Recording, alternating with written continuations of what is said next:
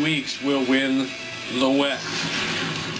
Sticking in the American again, that Navy game coming up. Navy, Keenan Reynolds, 4 rushing touchdowns on the day, breaking Moneyball's all-time rushing touchdown record. The record was 77. He gets 4, so it's 81. Keenan Reynolds, what a New York invite for him. Scared of Navy. Scared of Keenan Reynolds. No one wants to Not to low. By the way, Navy 8-1, their best 9-game start since 1963. They hang a 55 spot on SMU. There you see Toledo, again, has that loss, has a nice win against Arkansas. We'll see if they can move up as they take down Central Michigan. We're working with the legendary Bruce Dawkinson. If he wants more cowbells, give him more cowbells. Our show doesn't feature a lot of cowbells, and I'll be cheating everyone here if we don't ring the hell on the cowbells. Hell state, baby. Guess what? I got a fever and the old prescription. More cowbells. Let me hear you, Bulldog Nation. Oh, wow. Yes. Be more calm. I will not be here next week. I'm heading to Broadway. I don't miss this every week because I see a different side of Paul Finebaum. I mean, to be on your show, to actually sit down with you, you're such an intelligent human being. I have a lot of respect for you, but I love seeing this side of you on Saturday morning. I mean, just for the record, I was not that drunk. that being the key word. Very good. Distracting or annoying, the cowbell, after being around it for a full month? The hardest thing, I was doing a hit yesterday morning for Sports Center, and naturally they started. You can't hear anything. Not that it really matters when you're asking my opinion of college football, but you would like to know at least when you're on. Well, when the final bell rang there in Starkville, Derrick Henry was standing over at Mississippi State. He was terrific in that game against Mississippi State. 3rd career 200-yard rushing game, all coming in the last 4 games. 3 games of 200 rushing yards or more, tied for 2nd most in school history with Sean Alexander, and his 15th straight game with a rushing touchdown, longest streak by an SEC player in the last 20 years. How impressed were you with I mean, I was thinking, Saban, you probably need to get him out of the game, and there he goes for another 75 yards and the Heisman Trophy. So I don't know how you're going to stop him right now unless he implodes against Auburn in the championship game. He is on a really nice path. Big-time players on big-time stages, making big-time plays, that's what the Heisman Trophy speaks to. And in my book, he's number 1. He has risen to just new heights because he is just amazing. Guys look like he's running like with a force field around him. I like how his offensive line has really progressed. And then also, every time you see big plays by running backs, offensive linemen, and receivers downfield blocking, this team has done a really nice job of giving him opportunities. But, man, he doesn't get touched until he celebrates. He's celebrating. If Geno Smith taught us anything, it's don't crown a Heisman Trophy. Don't start engraving it too early. And maybe September, though, with Geno Smith. That was September. This was what, end of October with Leonard Fournette. Leonard Fournette, again, #1 recruit coming out of high school and had a tough game last week against Alabama, where he rushed for 31 yards in that game. Here, taking out Arkansas, and it was a different running back showing his made Alex Collins say, "Hey, look, everybody talking about Leonard Fournette. Let me show you what I can do." Collins, and we'll check this out again. What happened here, Kevin? Look at the defenders. Well, I saw this. The defender comes from the outside the safety. He takes a bad angle. You see where that gap should be? He should be right there. Kevin, your reaction was what LSU was thinking. Exactly. The secondary for LSU, Kevin, in this game, in my opinion, was awful. Horrible. They were soft. When you're playing run support as a secondary, it's your job to come up and usually fill that backside A or B gap on the cutback runs. And there was just nobody in the alley. They over-pursued. It was bad. That was another one. They had a lot of big runs. Usually when you see big runs given up, it's because the secondary, they're the last line of defense. If they come up in a bad angle, if he's by you, if he's even, he's going to leave you. Yeah, leverage on If he's even, he's leaving. And they're leaving as well. Yep. They're at LSU. That was Jared Cornelius going in. So LSU goes down 31-10. to 14. And look at Leonard Fournette and what has happened here. Again, he rushed for at least 150 yards each of his first 7 games of the season. But he's totaled 122 rushing yards in his last 2. He's hit at or behind the line of scrimmage on 8 of his 19 rushes on Saturday. So, Paul, what's wrong with Leonard Fournette? Well, I mean, his offensive line didn't help him last week, and they just didn't look into this game.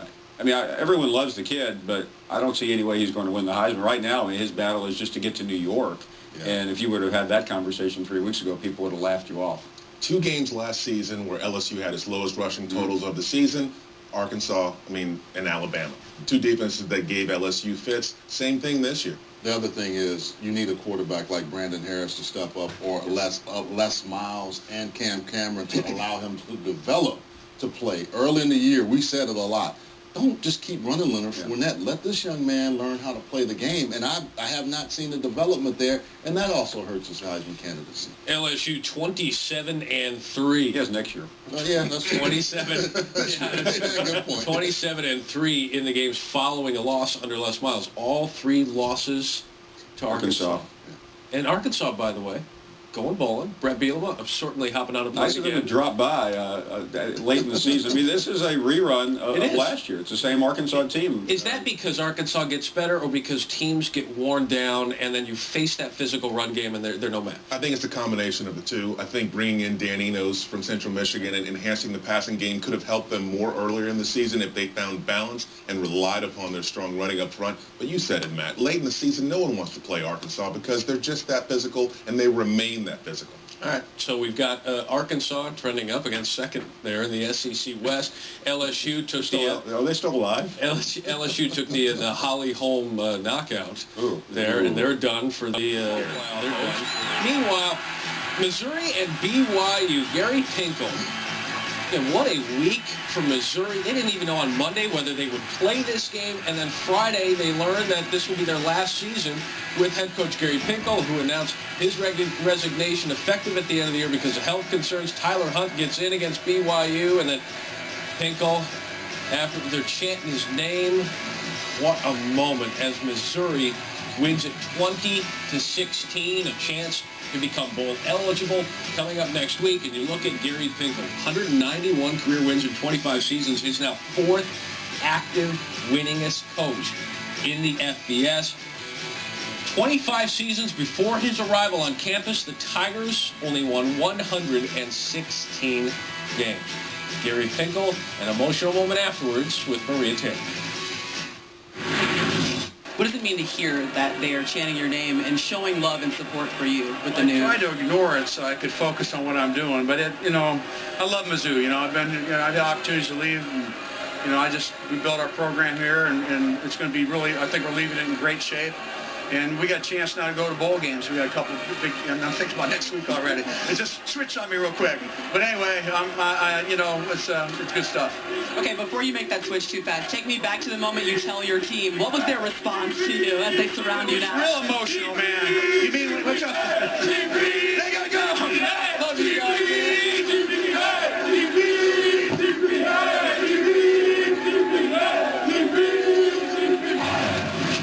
Kudos to SEC Network, the way they handled that. There's no narration. It was just let the moment speak for itself. For about a few minutes, you got to watch Gary Pinkel. Your reaction to what you saw last night? As cynics, we get so hung up on who's in, who's out. Yeah. But watching that last night, you couldn't help but get emotional. That's really the essence of college football. This is not a good team, but they have a shot at getting to a bowl game. And I just couldn't feel happier for Gary Pinkel, who has handled so many situations well, from Michael Sam to this past week. I'm just thrilled for him. Much respect for Gary Pinkel and the job that he has done. Coming into the SEC, no one gave him a snowball's chance in a very hot place, and doing well coming into the SEC. Won the SEC for the last SEC East for the last 2 years, appearances in Atlanta. And, despite the social and the human events that have taken place on Missouri's campus, the more hitting home human event with him announcing his retirement due to illnesses, that is a strong win for this program. Yeah. One thing that hopped into my mind is I've known Gary Pinkel since he was at Toledo. He also played for Don James at Kent State. He was at Kent State or right there in 72 when all that unrest happened. He and Nick Saban were teammates then. I think a lot of things that we're seeing with Gary Pinkel, even how he's handled some of his own problems with the DUI, and you said Michael Sam's, a lot of things, he's shown some resilience, and I've always respected him because I've known him from his days at Washington and even with Toledo. And the way he's going out, you can tell he's a player's coach, but he's also got a lot of respect from those guys outside of just football. He navigated this program on the field, getting it into the SEC, as you said, 2 SEC East crowns, getting to Atlanta back-to-back seasons, and navigated a lot of turmoil and unrest and situations difficult to handle for any head coach. Did that off the field as well. Certainly a great legacy there at Missouri. We do get caught up in who's in, who's out. Let's get to the trivial stuff. Who's in, Paul Finebaum? Yeah, I'm actually agreeing with the committee for the first time in my life. I like Clemson. No Baylor anymore? No. I just called Jeff Long and said thanks for the heads up on the Big 12. No, I was tempted for Oklahoma, but I like Alabama second. I toyed with Alabama 1, but they still have a couple of things that they need to get past. And Notre Dame is 4, Ohio State 3.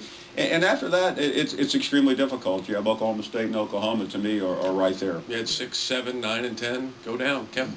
I'm somewhat in agreement with you, but I'm going to waffle on your choice of putting Notre Dame into the college football playoff because they're a one-loss team. And to me, the best one-loss team out there is Alabama. They're in, of course, Ohio State's in. Clemson, my number 1 team. They got too many cliches, too much energy, too many good things. And free pizza for the students, that's a big plus in my book as well. One of the 3 major food groups when I was at Florida. But Oklahoma State, the one lone unbeaten team in the Big 12 right now, to me, looks like that team. I'm with Dabo and BYOG. Bring your own guts. That's what they're doing every week. And pizza. If you can have all that. My number 1 is Clemson, 2 Alabama, Ohio State. I was so tempted on this last one with Notre Dame to put Oklahoma in over Oklahoma State. And maybe Oklahoma State. I'm with Paul, though. I think these are mulligan picks right now because the rankings, until the final one comes out, you can have whoever you want in. But we got to have Bedlam. We got to have Bedlam still. I did move Iowa into the top 25 after the Big 12. Oh, wow. I'm sure the Hawkeye fans are very appreciative of the love. Better than North Carolina? That you're showing them. That's close. That you're 5 in my book, Hawkeye Nation. I got you. So Iowa takes home the bacon. They take home the Florida Rosedale Trophy as they take down Minnesota. I know you love the trophy games. A lot of trophy games coming up. Rivalry trophies in the Big Ten. I mean, if there is a game on the schedule, it is a rivalry game. You got the little brown jug, the old brass spittoon, which is very hygienic. Whatever that is. Very hygienic. Again, the Florida Rosedale, which was taken by Iowa over Minnesota. The old oaken bucket, but then again, aren't all oaken buckets incredibly old? The Paul Bunyan Trophy at Michigan State. He took that in dramatic fashion this season. Why didn't his axe stay with him? That's a great question. Not mention the Illibut, which was won by Ohio State. They used to use a live turtle and then it died, and now it's one of those two. Best trophy for your mantle, Paul Finebaum, of any of those for the Big Ten. For some reason, I just like the sound of the old oaken bucket. What do you do with a bucket? I guess I do know what you're doing with a bucket. Yeah. Take it eventually. Yeah. Anything? I'm a fan of the little brown jug. You know, something that looked like it used to hold moonshine at some point in it, you know? That's what I want. I want Paul Bunyan's axe. Because he lost it, I want to keep it. Double blade axe. Give me nowhere near that spittoon. I mean, that is absolutely disgusting. No. Thank you, Paul. Appreciate it. Very good. And thanks for not bringing the cowbell with you today. The Paul Finebaum Show, weekdays.